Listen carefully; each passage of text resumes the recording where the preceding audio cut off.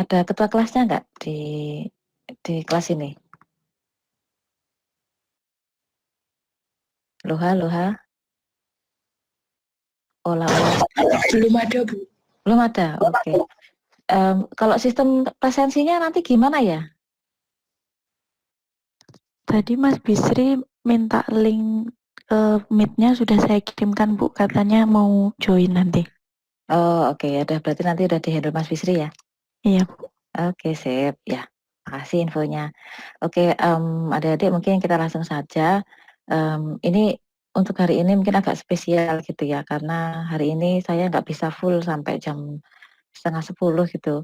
Saya tuh lupa gitu, saya ngundurkan jam ini, tapi saya tuh lupa jam 9 tuh saya ada agenda gitu. Jadi nanti kita selesaikan jam 9. Untungnya ini masih pertemuan pertama, jadi memang masih di awal ya. Jadi ganti dosen, ganti lagi introduction lagi ya. Ganti awal-awal lagi. Oke, mungkin bagi adik-adik yang ini pastinya belum pernah ada yang pernah saya ajar nggak? Pernah ngambil kelas saya nggak? Saya, Bu. Mbak siapa ya? Anissa. Oh, Mbak Anissa. Iya. Yang lainnya masih baru semua ya? Iya, Bu. Oke. Ya, tapi yang baru banget yang masih semester, ini kebanyakan pada semester 2 ya berarti ya? Iya, Iya, Bu. Bu. Oh, yang barunya semester 2 ya. Oke, yang lainnya berarti di atas semester 2 atau ada yang semester 1? Nggak mungkin ya semester 1 ya? Semester 3, Bu. Semester 3. Oh, oke. Jadi intinya sudah ini ya, untuk tugas akhir.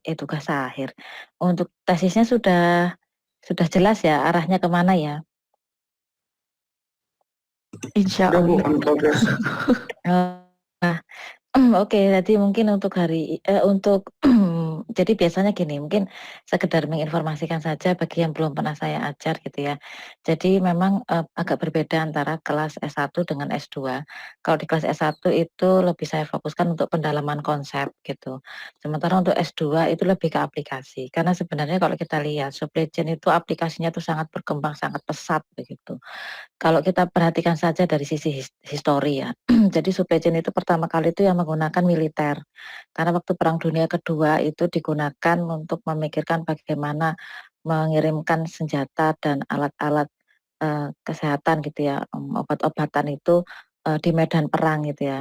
Jadi gimana pada saat itu mungkin secara bersamaan juga ilmu manajemen sains juga berkembang. Makanya supply chain ini kalau kita lihat dari historinya itu intinya supply chain ini dibuat sesuai dengan perkembangan kebutuhan. Nah, pada saat itu perang tujuannya adalah untuk mendistribusikan alat perang dan alat kesehatan di medan pertempuran, sehingga pada saat itu fokusnya itu lebih ke distribusi. Nah, setelah itu sukses, ternyata dengan menggunakan konsep supply chain ditambah lagi dengan bantuan dari manajemen science atau tool-tool OR untuk mencari manakah distribusi yang optimalnya begitu kan ya. Kemudian berapa jumlahnya yang harus dikirim dan kapan gitu. Nah, itu kita mengenal adanya mungkin yang paling sederhana yang adik-adik pernah pelajari waktu belajar PPIC itu adalah EOQ gitu ya. Nah, kemudian konsep supply chain yang dulu awalnya hanya di distribusi itu diadopsi oleh komersial. Jadi setelah perang itu kan kita mengenal banyak perkembangan industri ya, karena tujuannya adalah untuk meningkatkan kesejahteraan masyarakat gitu ya. Sehingga banyaklah muncul-muncul industri yang komersial. Nah, kemudian konsep itu diadopsi oleh kalau kita bilang komersial supply chain. Nah, di komersial supply chain ini, konsep distribusi yang di downstream itu tidak hanya ternyata dilihat itu adalah kalau kita hanya optimasi distribusi saja itu kita tidak akan bisa mendapatkan overall optimal solution gitu ya. Jadi tidak bisa mendapatkan kondisi sistem yang optimal secara keseluruhan. Sehingga akhirnya di-extend lah gitu ya. Jadi jangan hanya ngurusin downstream tapi juga ngurusin upstreamnya juga. Nah, oleh karena itu muncullah istilah yang dulu awalnya hanya logistik, yang itu biasanya reverse-nya to distribution, itu di-extend menuju ke upstream juga supply-nya gitu. Jadi procurement-nya itu juga purchasing-nya itu juga bagian dari yang dioptimalkan. Ceritanya bagian yang direncanakan kemudian dioptimalkan. Nah, sehingga muncullah tahun 2000-an gitu ya. Jadi tahun 2000-an itu istilahnya adalah menggunakan supply chain. Jadi sebelumnya itu kita gunakan istilah distribusi. Even waktu saya kuliah S2, jadi S2 saya itu kan memang bagian supply chain. Zaman dulu belum ada istilahnya supply chain. Jadi kalau bagian saya itu prodinya itu namanya transportation and logistic. Nah, jadi memang belum ada istilah supply chain. Nah, setelah saya lulus itu baru tahun 2004, 2003. 2003 itu baru kemudian muncullah prodinya itu namanya supply chain. Jadi adik-adik bisa memahami ya. Jadi mulai dari kebutuhannya hanya distribusi, kemudian di-extend untuk supply, jadi namanya supply chain. Dan kemudian sebenarnya kalau kita lihat sejarahnya, itu sebelum istilah supply chain itu juga ada mengenal istilah yang lain. Yang kita namakan, jadi sebelum adanya supply chain itu ada istilah yang namanya extended enterprise. Jadi apa yang dinamakan dengan extended enterprise?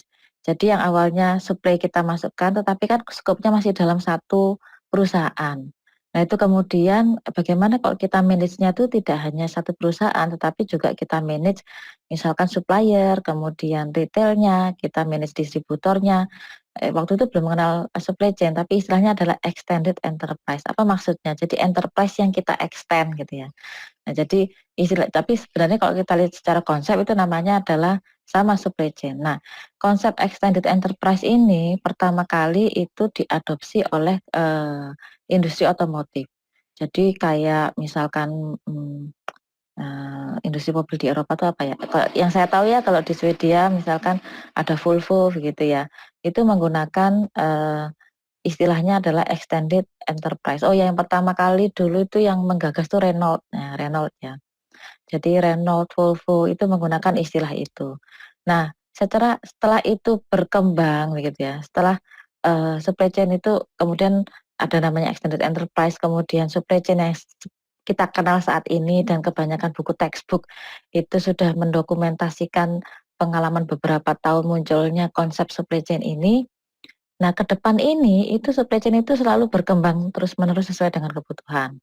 Nah, salah satunya adalah karena sekarang concern-nya itu adalah sustainability. Mungkin adik-adik mungkin bagi yang pencinta lingkungan mungkin mengikuti apa sih namanya konsep sustainability itu pertama kali muncul di mana ya, jadi di kongres mana begitu waktu itu di Brundtland Denmark ya, terkait dengan sustainability ini kemudian akhirnya cara pemikiran sustainability ini berkembang gitu ya, berkembang tidak hanya diadopsi oleh satu disiplin tertentu tetapi ini harus diadopsi atau diadaptasi oleh beberapa disiplin yang lain. Sehingga dalam konteks supply chain ini kita mengenal adanya green supply chain. Nah, untuk kedepannya lagi, kalau adik-adik lihat di situ sudah berkembang lagi ada yang namanya sustainable supply chain loh. Kok ada sudah green kemudian ada sustainable itu beda nggak beda gitu ya. Jadi tapi karena kita untuk saat ini nggak bahas itu, kita bahas green supply chain, jadi kita fokusnya di green supply chain. Nanti bisa saya jelaskan bedanya apa. Nah, mungkin ini dulu ya. Jadi, kita mencoba untuk mengadopsi bagaimana konsep-konsep sustainability atau konsep-konsep lingkungan itu kita masukkan ke dalam, konsep, supply chain. Jadi kita namakan dengan adanya istilah green supply chain. Nanti akan saya tunjukkan, slide-nya ya. Ini saya cerita dulu aja. Nah, ternyata nggak sampai begitu ya. Jadi, konsep supply chain itu tidak hanya untuk green supply chain. Nah, ternyata ada perkembangan lagi. Jadi, mungkin adik-adik sudah pernah mengenal ada yang namanya city logistik. Apa itu city logistik? Jadi sebenarnya city logistik itu sama aja kayak green supply chain juga gitu ya. Tetapi fokusnya itu di ranah perkotaan. Makanya namanya city gitu ya. Jadi ranah perkotaan bagaimana kita memanage supply chain atau logistik yang ada dalam perkotaan itu green gitu ya. Jadi tidak hanya green saja, tetapi di situ juga livability. Jadi tempat yang enak untuk ditinggali oleh residents-nya. Jadi kalau yang city logistik sebenarnya kalau kita lihat itu lebih extend-nya itu ke sustainable supply chain. Karena yang dilihat itu tidak hanya dari unsur lingkungan, tetapi juga kita lihat ada unsur sosialnya. Jadi bedanya sebenarnya itu adik-adik. Jadi antara green dengan sustainable kita lihat konsepnya, kalau green itu biasanya adalah kita mencoba mempertimbangkan aspek lingkungan ke dalam konsep supply chain. Jadi kalau kita reverse ke definisi supply chain itu kan adalah bagaimana kita merencanakan, kemudian kita mengimplementasikan, kemudian kita memonitor apa yang dimonitor ya, aliran. Ada 3 aliran di situ, ada aliran barang, ada aliran uang, dan ada aliran informasi. Dari mana gitu ya, dari point of origin sampai point to consumption. Tujuannya untuk apa ya? Tujuannya adalah untuk meningkatkan customer satisfaction dan meningkatkan profitability. Nah, dari situ kita bisa melihat gitu ya. Jadi tujuan dari supply chain itu yang pertama kita lihat itu pasti alasan ekonomi gitu ya. Jadi untuk meningkatkan profit atau meminimalisir biaya dan untuk memenuhi kebutuhan konsumen. Nah, kemudian kita extend dengan green supply chain. Nah, bagaimana kita memenuhi kebutuhan konsumen itu dengan cara yang green, cara yang environmentally friendly. Nah, itu kita masuk green. Nah, kemudian kita masukkan lagi aspek apa? Aspek sosial gitu ya. Nah, itu baru kita namakan dengan sustainable supply chain. Mengapa demikian? Nah, karena kalau kita lihat 3 pillars of sustainability, ini saya ngomong terus tapi nggak ada yang record ya, saya coba record ya, saya lupa ya malahan. Siapa tahu nanti dibutuhkan saat ini ya, saat ngulang. Jadi nanti adik-adik kalau misalkan pas kuliah ini, saya kelupaan nge-record, tolong di-record ya, gitu. Makanya saya tanya ada ketua kelasnya enggak, karena ketua kelasnya itu tanggung jawab untuk nge-record kalau saya lupa, karena saya orangnya pelupa. Oke, nggak apa-apa lah, ketinggalan sedikit kok ya, gitu ya. Saya lanjutkan lagi. Jadi mungkin kita mengingat bahwa sustainability itu kan, dalam definisi sustainability kita mengenal adanya 3 pillars of sustainability. Jadi sering kita, dengar yang namanya 3P gitu ya. Jadi 3P itu ada people, ada planet, dan juga ada profit. Nah yang dikejar, untuk commercial supply chain itu kan awalnya hanya profit saja. Sehingga kita coba adopsi, konsep ini gitu ya, green itu dengan memasukkan planet ke dalam supply chain, makanya namanya green supply chain. Nah, kalau kita masukkan lagi aspek sosialnya itu namanya sustainable supply chain. Nah, salah satu kalau kita lihat aplikasi dari sustainable supply chain itu kita bisa lihat di City Logistik. Nah, City Logistik itu objektifnya juga sudah 3 gitu ya. Selain profit, selain ekonomi, tujuan ekonomi juga ada tujuan lingkungan dan juga ada tujuan kemasyarakatan. Jadi kita di dalam City Logistik itu berusaha untuk meningkatkan livability dan healthy environment untuk residen di penduduk perkotaan. Nah, gitu. Jadi City Logistik. Nah, kemudian, sebenarnya konsep supply chain ini juga berkembang untuk, kebutuhan-kebutuhan yang lain. Mungkin adik-adik juga sering dengar ada yang namanya humanitarian logistik atau humanitarian supply chain, itu juga supply chain yang didesain khusus untuk menangani, bencana. Atau misalkan, adik-adik juga pernah dengar ada yang namanya healthcare supply chain. Nah, itu adalah untuk menangani misalkan saat ini ya distribusi vaksin, ini sangat relevan sekali sebenarnya healthcare supply chain gitu ya, untuk menangani, distribusi vaksinnya. Jadi yang seperti itu adik-adik. Jadi bisa dilihat bahwa, apa namanya, konsep supply chain itu, aplikasinya sangat berkembang disesuaikan dengan kebutuhan. Nah, jadi kalau untuk kuliah S2 Bu, nanti masih ada lagi, masih akan sangat banyak lagi, apalagi nanti kalian masih generasi muda ya, mau dikembangkan kemana aja masih memungkinkan. Jadi misalkan sekarang kita mengenal adanya industri 4.0 gitu ya. Jadi bagaimana misalkan, digital supply chain, kemudian adik-adik mengenal blockchain, itu kan jadi karena mengikuti perkembangan teknologi kita mengenal bentuk supply chain yang lainnya gitu ya, digital supply chain, blockchain, dan mungkin ada juga, kalau, adik-adik perhatikan mungkin, supply chain analytics misalkan, itu juga salah satu, pengembangan dari konsep supply chain. Jadi beruntunglah sebenarnya adik-adik ini, kalau memang interest-nya di supply chain gitu ya. Karena, areanya nih sangat luas dan akan selalu berkembang gitu. Jadi sebenarnya, challenge-nya di sini gitu ya.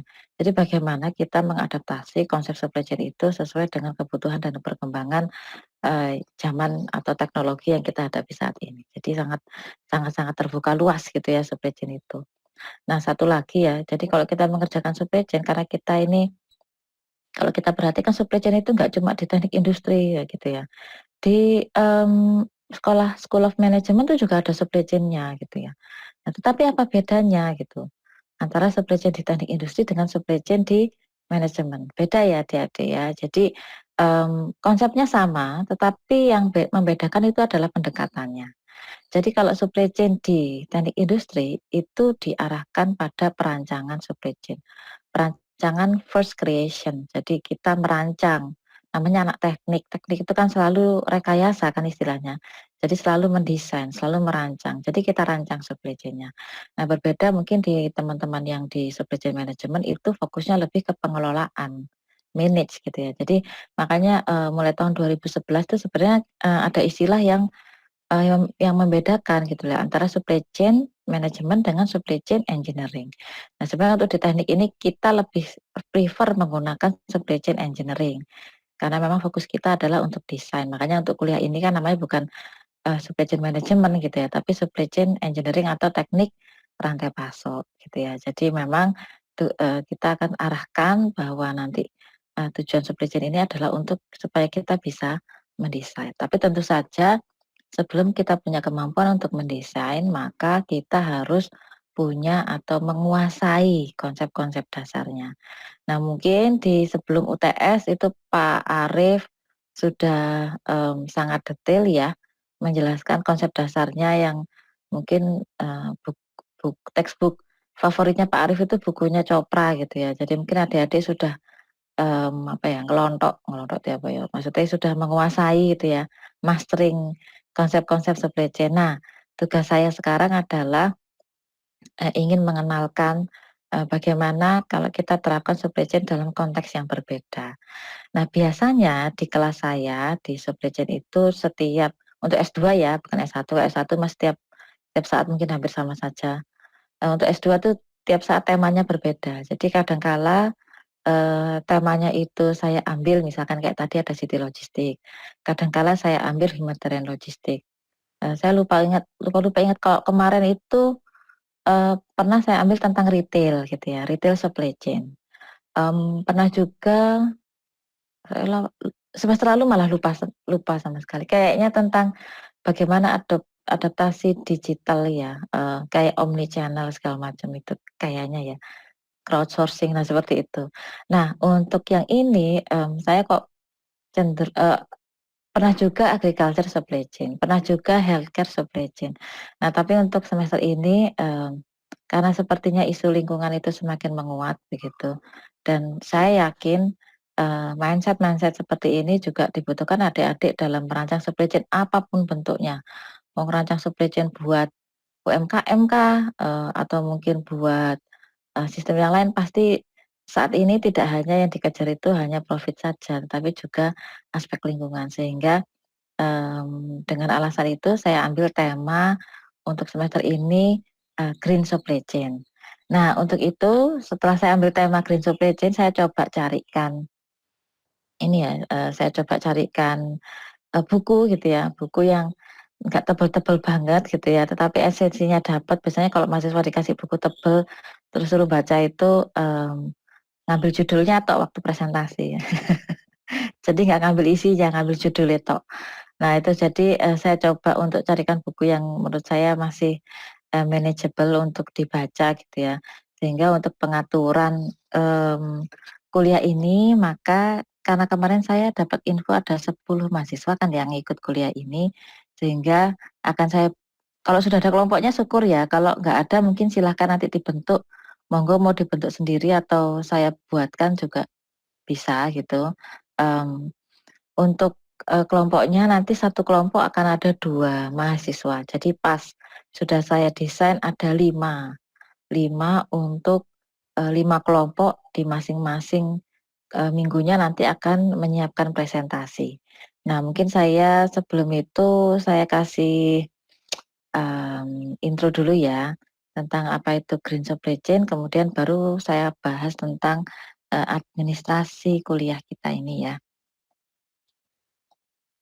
Nah, sebenarnya ini ya, sudah bisa dilihat semua ya.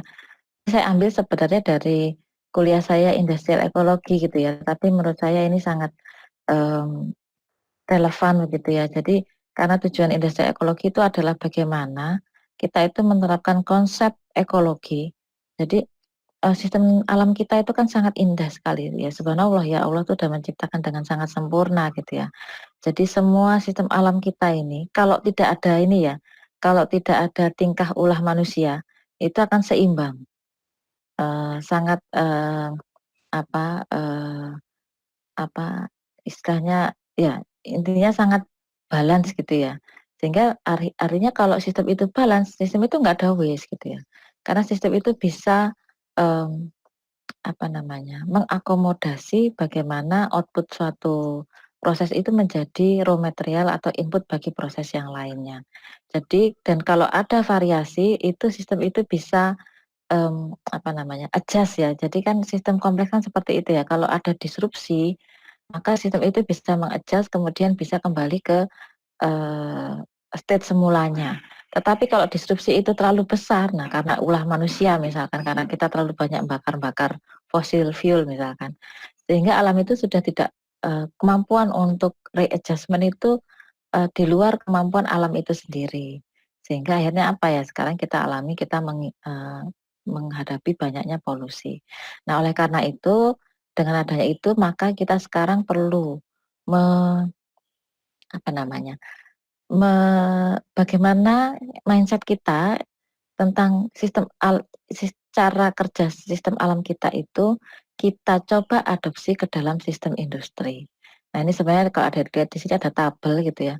Bagaimana dulu cara kita berpikir, nah sekarang itu bagaimana harusnya cara kita berpikir. Jadi kalau dulu itu kita fragmented, karena kita kan dulu, hanya lihat satu bagian, tapi kita nggak lihat bagian yang lain. Nah, sekarang kita harus lihat sistemik. Jadi dulu kita hanya lihat aspek ekonomi, nah sekarang jangan cuma aspek ekonomi yang kita lihat, tetapi juga aspek lingkungan dan sosial juga perlu kita lihat. Nah, dulu kita hanya mengevaluasi dari sisi lokalnya, ya sekarang jangan lihat dari lokal saja. Jadi bisa jadi hanya satu negara yang wealthy, tapi negara lain nggak wealthy gitu ya. Jadi, kita coba juga lihat, dari sisi globalnya. Karena bisa jadi kalau dalam sistem thinking mungkin adik-adik sering lihat ada gambar perahu gitu, yang satu ujung perahu aman, satunya berlubang kan, eee, lama-kelamaan perahu itu kan tenggelam. Jadi kita harus membantu yang ujung perahu yang berlubang itu. Jadi kalau kita hanya mindset-nya kita lokal gitu ya, kita nggak sadar suatu saat nanti kita juga akan, tergeret gitu ya, terbawa, oleh yang, eee, state yang tidak kita inginkan gitu. Ya kemudian yang dulu kita lihat isolated, kita lihat connected. Nah sekarang kita baru sadar kan, bahwa dengan adanya pandemi ini, satu disrupsi di satu titik itu karena sistem kita itu sangat terkoneksi, maka semuanya kena gitu ya. Jadi kita tidak bisa melihat sistem itu secara terisolasi. Nah kemudian, untuk pengembangan teknologi itu kita tidak hanya lihat teknologi yang banyak gitu ya, tapi bagaimana teknologi kita itu bisa membawa kita ke kondisi yang lebih baik. Jadi bukan canggih saja gitu ya, tapi bagaimana teknologi itu membawa kondisi lebih baik.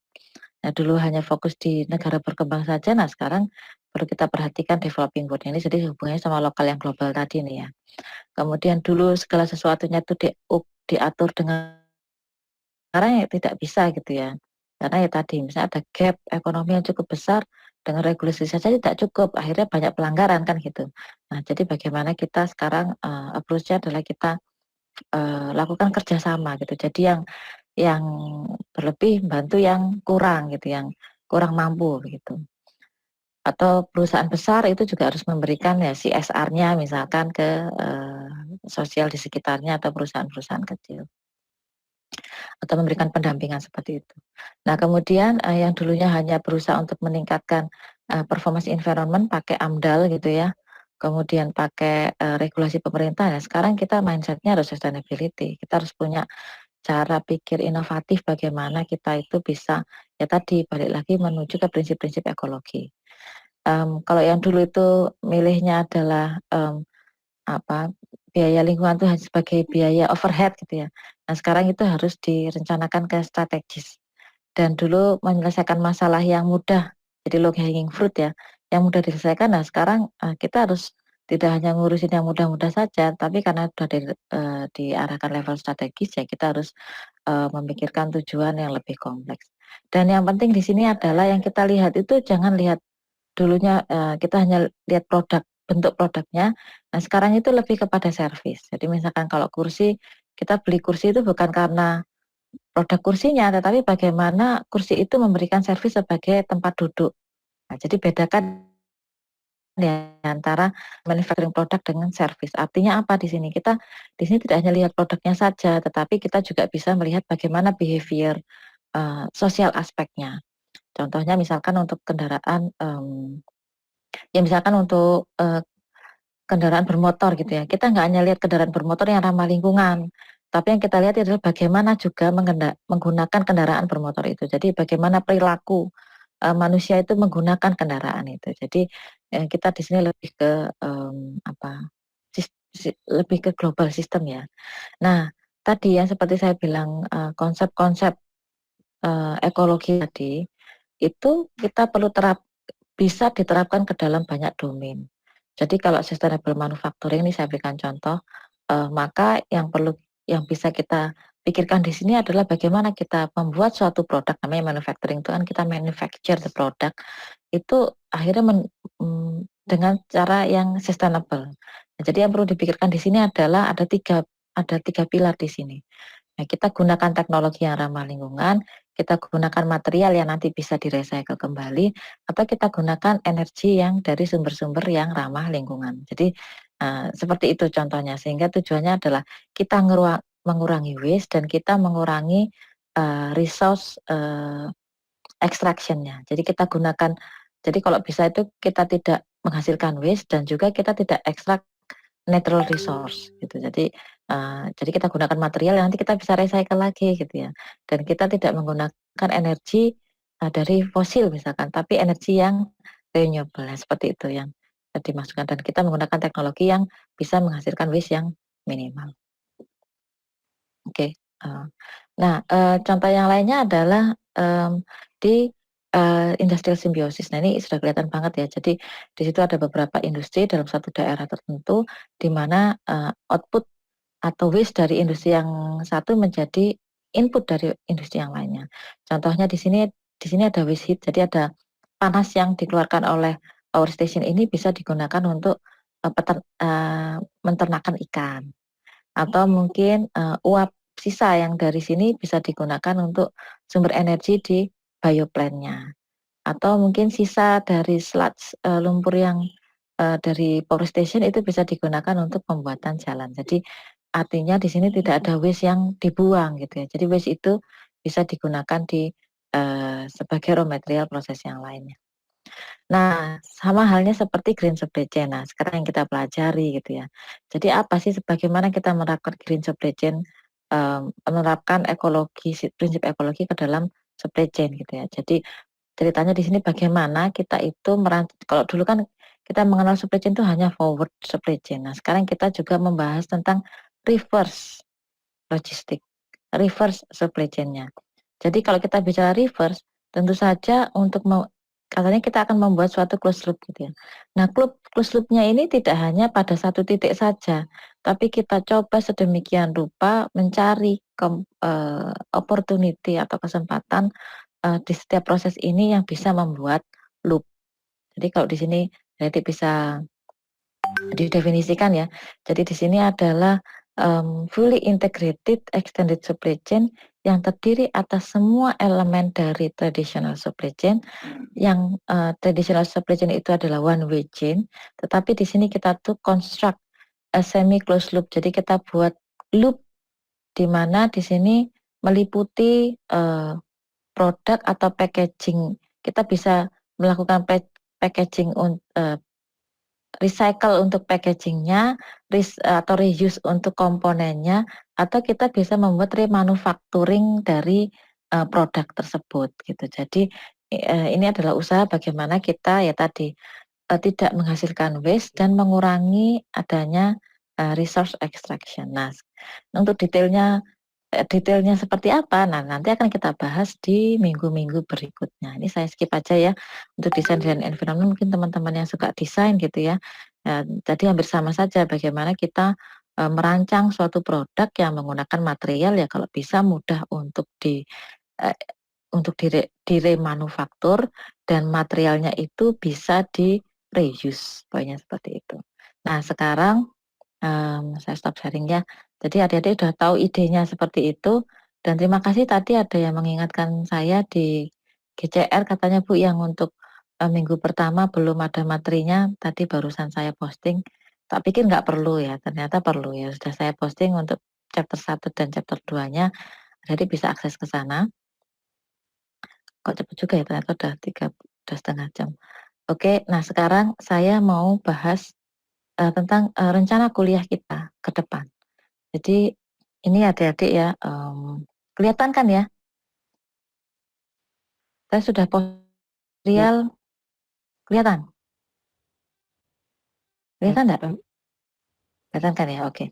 Saya sudah posting material di sini, saya akan review dikit ya. Jadi untuk green supply chain, adik-adik bisa lihat di situ, sudah saya posting untuk bab 1, bab 2, silakan dibaca-baca gitu ya untuk konsepnya. Kemudian mulai minggu depan, kita akan bahas tentang enablers dan barriers, di green supply chain. Jadi udah saya posting semua materinya sampai di, minggu ketiga ya. Jadi ada enablers, ada green procurement, kemudian green transportation, ada reverse logistik yang tadi saya ceritakan, kemudian teknologi. Nah ini jadi saya tambahkan, menurut saya ini penting juga. Jadi teknologi yang, mensupport gitu ya, mensupport, green supply chain management. Dan yang terakhir nanti di minggu terakhir Mama sengaja nggak ada materi kalau ada lihat di sini, karena nanti kita di sini hanya diskusi saja ya.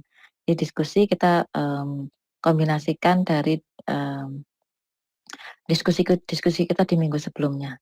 Nah, karena di sini kita punya 5 kelompok dan nanti setiap minggunya silahkan ya nanti yang kelompok 1 bahas yang enablers, kelompok 2 green procurement dan seterusnya sampai kelompok 5 teknologis.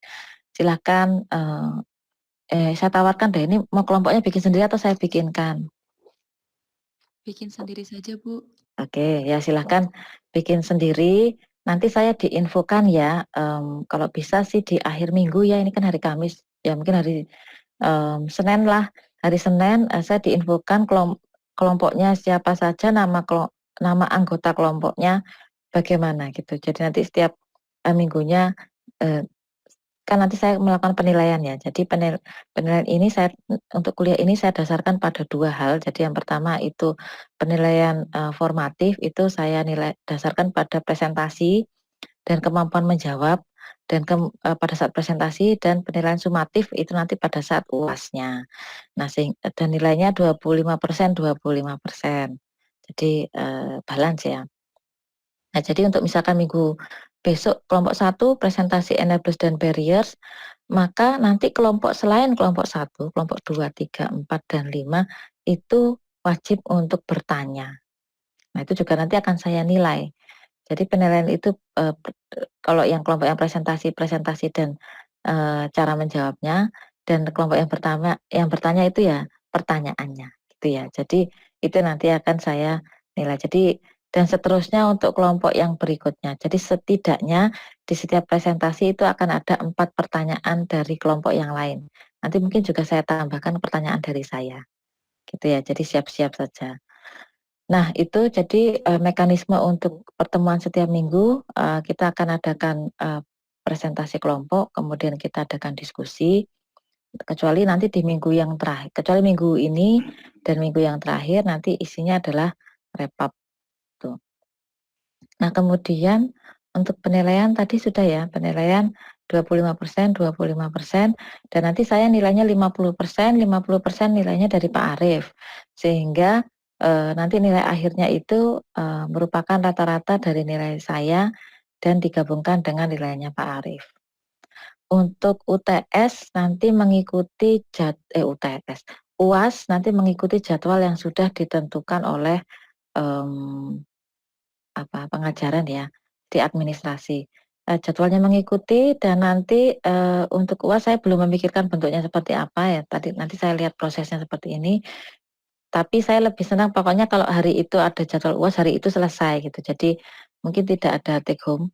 Kalau yang semester lalu ada take home, tapi yang ini saya rasa tidak perlu take home ya, karena materinya kan sudah sudah pasti juga. Nah, nanti materinya dari mana ya? Dari materi yang sudah materi UASnya ya berdasarkan dari materi yang sudah kita diskusikan di minggu-minggu sebelumnya. Jadi itu ya adik-adik ya. Oh ya, dan satu lagi nanti saya akan membuat apa namanya? Karena saya perlu bukti ya. Jadi kan nanti admin itu meminta setiap tugas itu harus ada buktinya. Sehingga nanti adik-adik itu perlu walaupun sudah presentasi perlu submit presentasinya. Nanti akan saya buatkan folder khusus untuk submit presentasinya. Jadi silahkan yang submit salah satu dari anggota kelompoknya saja. Jadi tidak harus semuanya ya. Jadi salah satu dari anggota kelompoknya, tapi jangan lupa di dalam slide-nya itu nama anggotanya dituliskan. Kadang-kadang tuh mahasiswa tuh lupa cuma ngasih nama kelompoknya tok, tapi anggotanya nggak ada. Jadi mohon akan sangat memudahkan kalau anggotanya juga dituliskan di sana. Kayaknya itu, terus apalagi ada pertanyaan? Bu, mulai presentasi Mm-mm. kapan ya Bu? Minggu depan?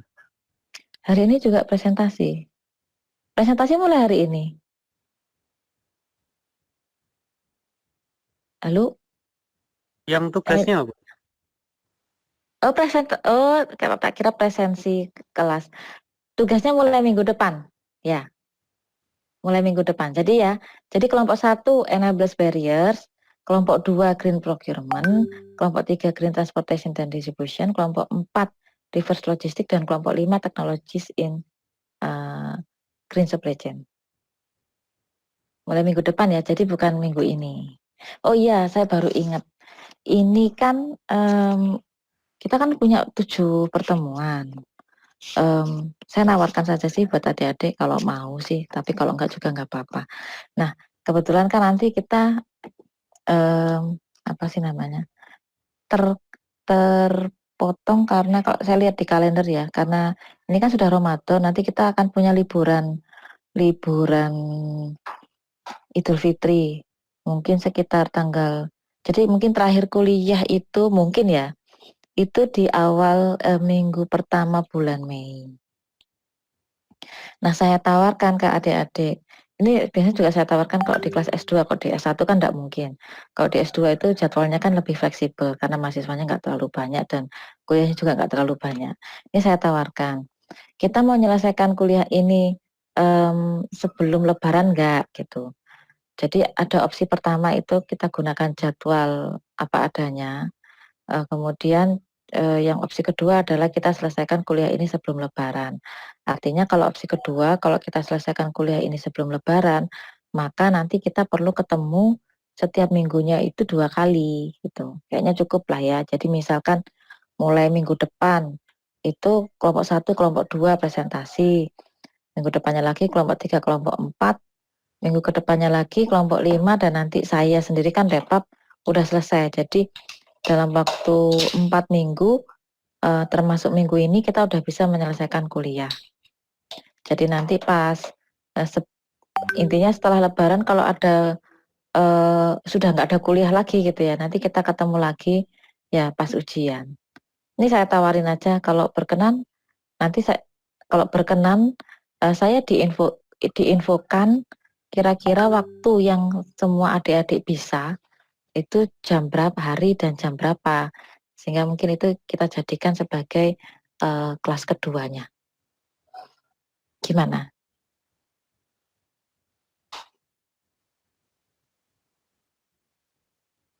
Ada pendapat? Mungkin nanti didiskusikan dulu. Mau diskusi dulu, oke. Baik. Nanti takutnya kalau misal waktunya ternyata nggak bisa gitu, gimana Bu? Nggak apa-apa kalau misal Nggak tetap. apa-apa.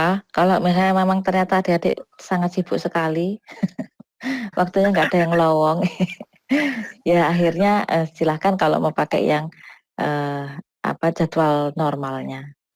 Ya semuanya ada plus minusnya ya. Jadi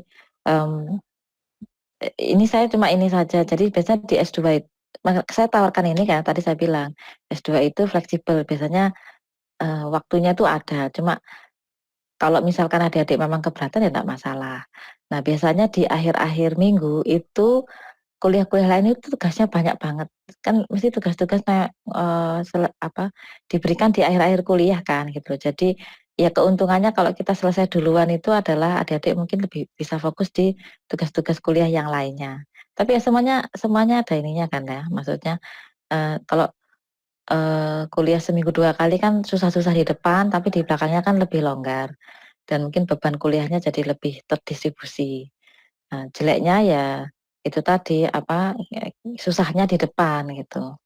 Tapi kan enaknya di belakang sudah tidak ada beban. Itu saja sih. Ya silahkan, mungkin tidak harus diputuskan hari ini, silahkan didiskusikan, nanti saya diinfoin saja, tapi jangan lama-lama ya. Jadi minggu depan harus sudah, makanya tadi mungkin silahkan nanti adik-adik juga nunjuklah salah satu jadi ketua kelas gitu ya. Salah satu jadi ketua kelasnya, jadi nanti yang ngontak-ngontak saya ketua kelasnya, jadi nggak harus semuanya ngontak saya gitu ya, salah satu saja. Dan diinfokan mungkin weekend ya. Jadi hari Senin itu kita sudah fix kita mau 1 minggu 1 kali pertemuan atau 1 minggu 2 pertemuan. Karena saya sendiri kan juga harus ini ya, harus reserve waktu untuk kelas ini gitu. Jadi kalau mendadak nggak bisa, jadi memang harus diinfokan jauh-jauh hari. Oke, mungkin gitu aja kesepakatannya ya. Bu, maaf mau bertanya. Untuk pembagian urutan presentasinya yang kelompok 1, kelompok 2 itu bebas atau dari Bu Bertami? Terserah, tadi katanya mau ngatur sendiri. Jadi ya kalau saya gitu, bilang kalau saya mau gampangnya ada kelompok 1 yang W9, minggu 9, kelompok 2 W10 gitu aja. Atau kalau misalnya adik-adik di situ mau ngelotre, misalkan wah kok urut ya nggak enak gitu, mau di lotre kayak arisan gitu, diacak gitu, silakan. Itu intinya saya udah tahu jadilah nanti siapa yang mau presentasi. Makanya saya diinfokan di awal gitu. Jadi misalkan nggak harus ngurut gitu ya. Adik-adik bilang misalkan untuk minggu ke-9 hasil lotreannya misalkan kelompok 5 dulu yang maju ya silakan gitu. Intinya saya tahu bahwa yang presentasi itu kelompok 5 gitu. Ya, Bu. Baik, Bu. Terima kasih, Bu. Sama-sama. Ya, ada lagi yang mau ditanyakan?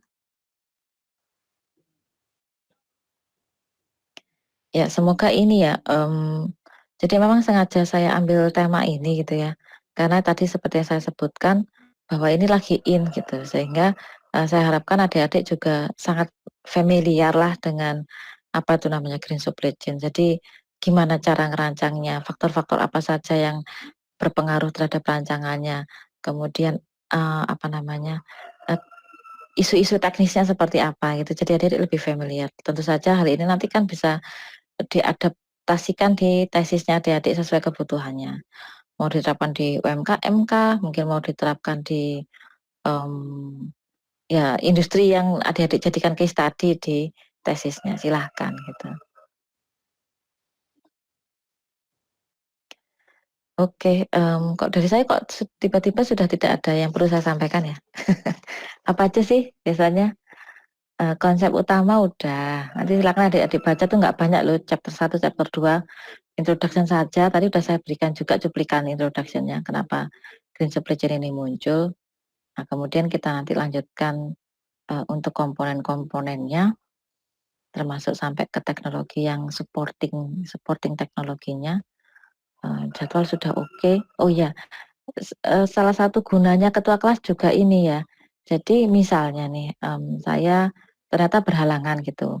Pada jam yang sudah kita sepakati seperti hari ini ya, kita setiap jam hari Kamis jam 8, ternyata saya berhalangan karena ada rapat atau undangan dari yang tugas dari departemen atau dari fakultas gitu atau universitas. Nah, sehingga saya perlu ganti jadwal nanti mungkin yang saya kontak pertama kali itu adalah ketua kelasnya. Jadi emang ketua kelas di sini banyak membantu untuk komunikasi terutama. Jadi kalau ada ketua kelasnya akan sangat baik gitu.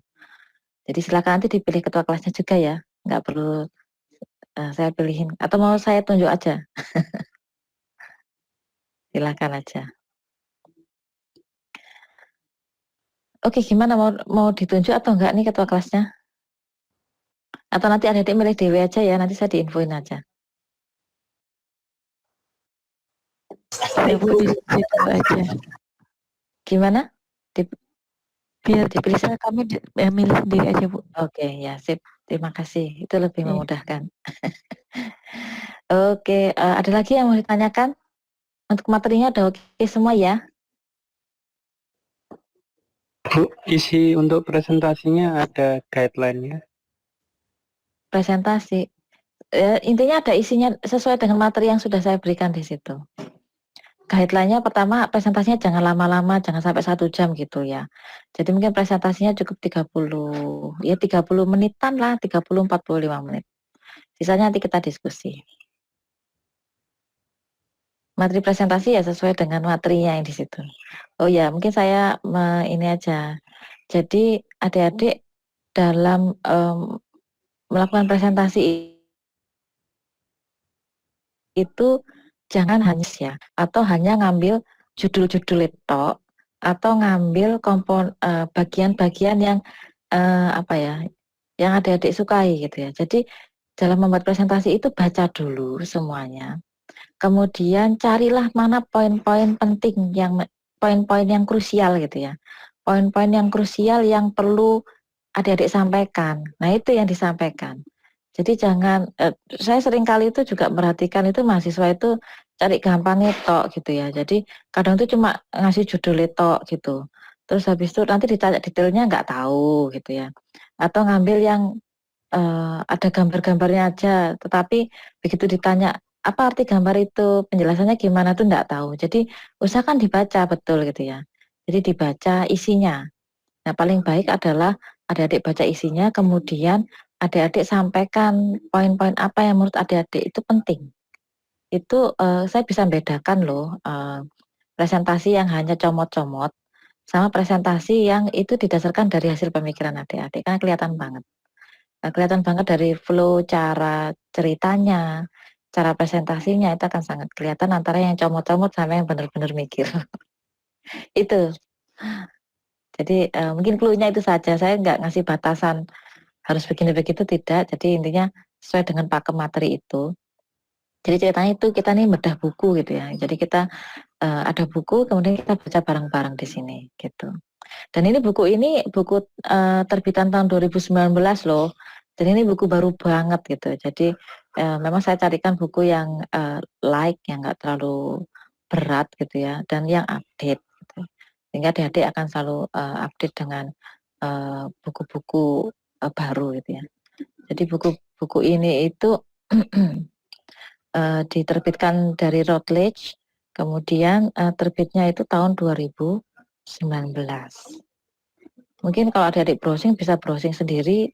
Saya kan nggak boleh posting overall bukunya, nanti melanggar hak cipta lagi gitu. Jadi yang saya kasihkan ke adik-adik itu hanya chapter by chapter gitu. Kalau semuanya nanti saya nggak kesalahan gitu. Jadi buku dari Cherisios Achillas, Dimitrios Aidonis, aduh nama-nama Yunani semua deh gitu. Nah, tapi ini buku yang cukup update dan cukup ringan kalau saya bilang gitu. Bukunya nggak terlalu berat-berat banget. Oke, gitu. Ada lagi yang mau tanyakan?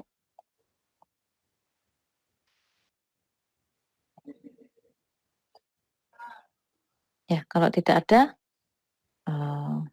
ini Mas Bisinya udah ngasih link presensi belum ya? Sudah Bu, sudah saya kirim ke grup, iya, ke grup SCM. Oh, punya grup sendiri tau? Grup WA sendiri? Iya Bu. Oke Ada deh. grup kelas, atau Ibu mau dimasukkan di sana Bu? Ada Pak Arif juga. Oh gitu. Oh, ya silahkan aja kalau misalkan di add di sana juga nggak masalah. Takutnya nanti kalau saya ke sana nanti malah grupnya sepi. Bu, maaf mau tanya, Ya. tadi untuk textbook referensinya apa ya Bu judulnya? Tadi saya Judulnya Green Supply Chain. Oh iya, penulis. Green Supply Chain Management. Oh ya, oke Bu. Yang tadi penulisnya yang Yunani itu ya Bu ya? Oh ya, yang penulisnya Yunani itu. Green Supply Chain Management 2019 Routledge. Oke, mungkin karena saya juga harus bersiap-siap untuk kegiatan berikutnya. Kalau sudah tidak ada lagi yang ingin disampaikan, mungkin kita akhiri aja ya. Atau mungkin monggo kalau kita masih punya 10 menit kok. Kalau misalnya ada yang mau disampaikan silahkan. Oke, kalau nggak Berarti iya, bentuknya hanya presentasi, nggak ada reportnya gitu kan ya Bu? presentasi aja. Oh iya. Nggak perlu buat report kan sudah ada bukunya, tapi presentasi cukup. Nanti saya buatkan ini ya, buatkan folder khusus untuk submit presentasinya. Untuk bukti ini aja sih, bukti tugas-tugas aja. Gitu. Ya silakan kalau ada pertanyaan lagi. Jadi nggak ada report ya, nggak usah pakai report, presentasi saja.